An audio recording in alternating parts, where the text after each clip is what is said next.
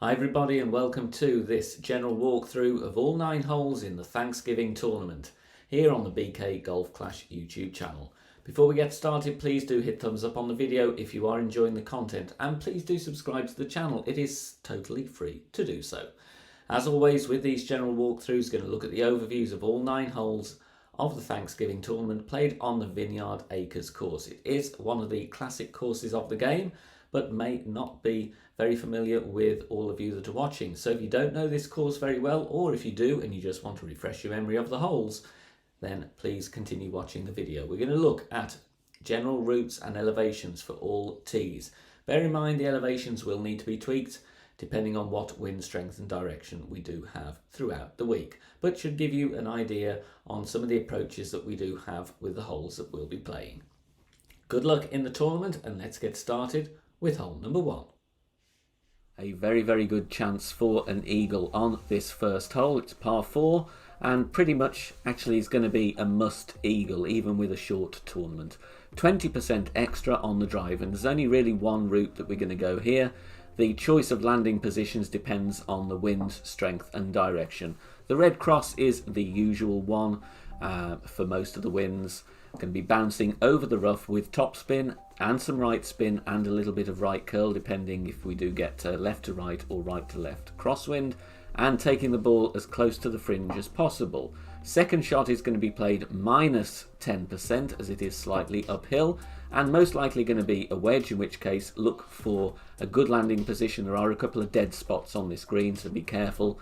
If you're not in wedge range, it's going to be a minimum distance short iron, so really good chance of finding a great adjustment with minus 10 elevation for an eagle.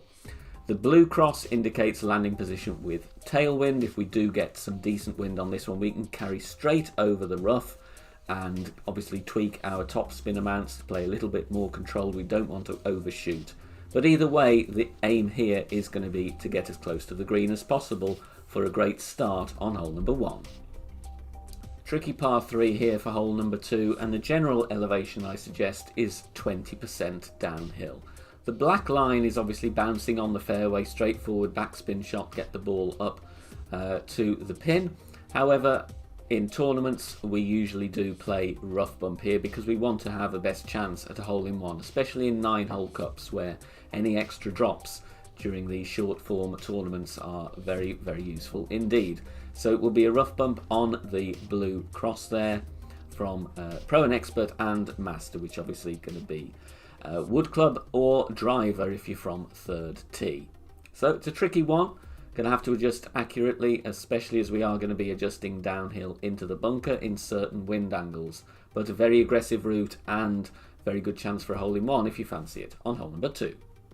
The first of the par 5s now. This is hole number 3, and I enjoy playing this one. We do have a very good chance for albatross, which makes it very exciting. We want to bounce over the water there with our drive, with some right curl and some top spin and right spin as well. We don't want to get into the rough on the left over the water, even though we will most likely still reach in 2.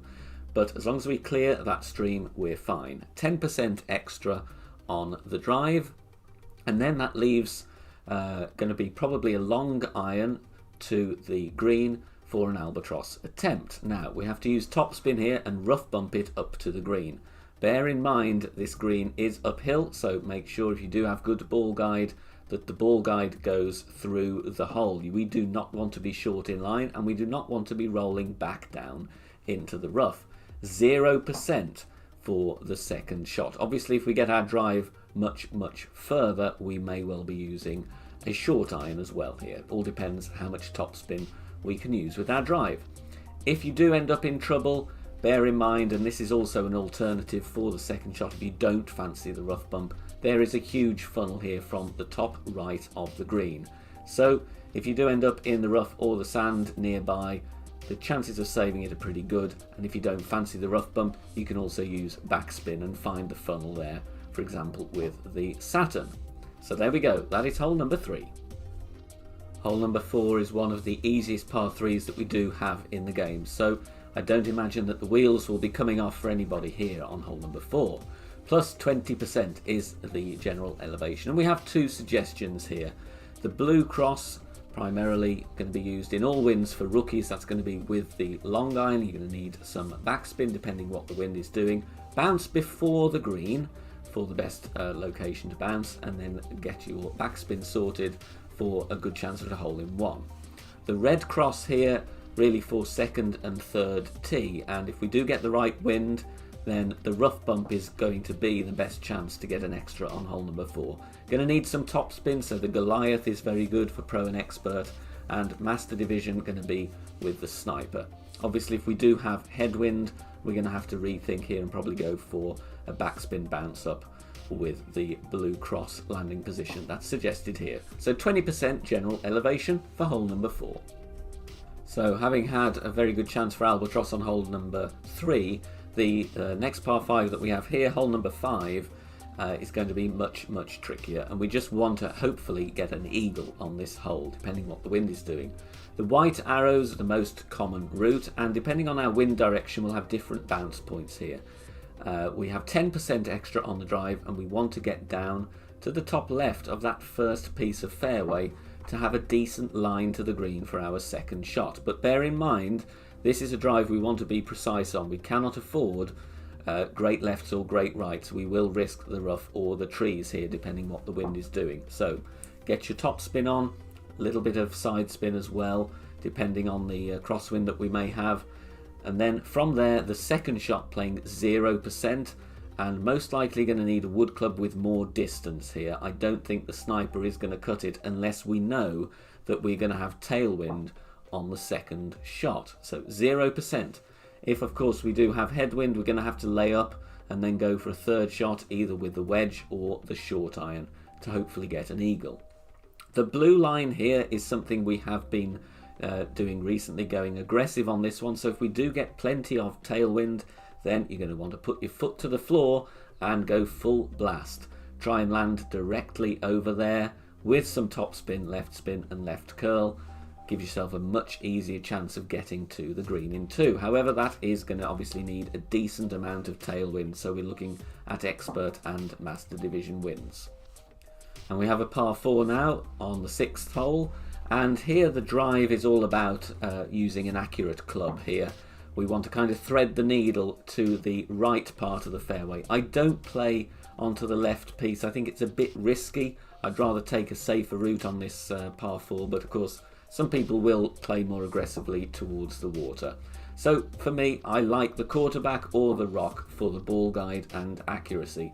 And don't forget, if you do have headwind, you can always set up with the quarterback or the rock, apply your spins, look at the ball guide, and then switch to, for example, the extra mile or a driver with more power to then adjust into. It's a very good trick to know.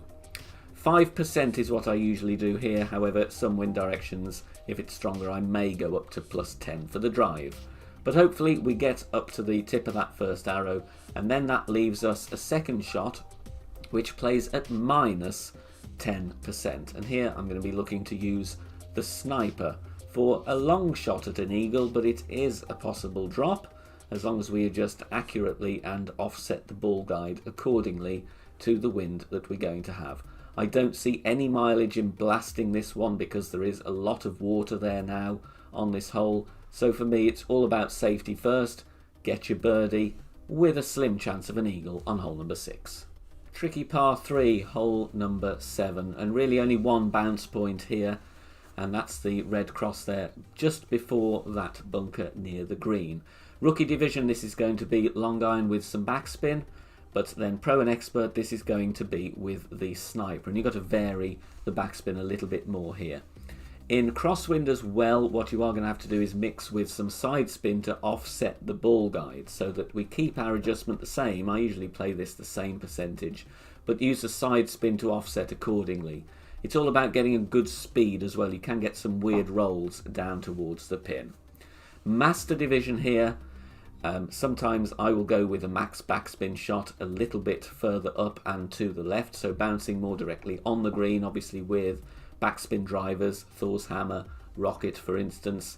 Go for a safe birdie that way. But there are some tricky moments here on hole number 7. You are going to have to offset for that secondary bounce wind effect. The final of the par 4s, this is hole number 8, and we're going to be turning right on this dogleg hole. 10% extra on the drive. Get some top spin on, bit of right spin, bit of right curl. This is all about positioning ourselves in a very good point to attack the green on the second shot. You can, if you've got a driver with a load of curl, kind of cut the corner a little bit where the rough is there, but either way we want 10% elevation. Second shot +5 is what I'm using here, although this does vary. Occasionally I'll play it +10, mixing and matching, going with true club distance, but I've got 5 here as a kind of average, and we're going to be wanting to use the Guardian and going max backspin, putting the brakes on the ball on this bounce point here, and using the slope at the back of the green to get the ball to roll down for a very fun eagle if this goes in. You can either approach this on that second shot, bounce either left or the right of the pin. Both are manageable eagles. They're not really an excellent way to dial in, because obviously you've got to deal with a lot of things, but both are viable routes, just bouncing to the left or the right, whichever is your preference, on hole number 8. And the finish line is in sight now with hole number 9, and unfortunately I don't find this hole very interesting at all, I'm afraid.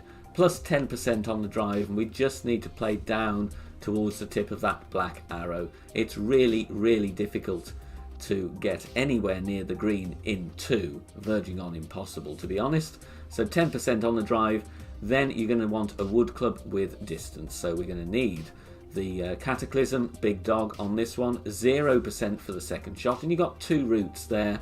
You can play out to the left, which is where the white arrow is, or you can go forward with topspin, which is carrying on the black arrows. From there, you've got 0% third shot, and we're going to be looking with here the Thorn if we can get into that range. I find a third shot here very, very tricky to adjust for the varying wind directions. It can be a very frustrating shot. If you can get an eagle here, it will be a huge advantage on hole number 9.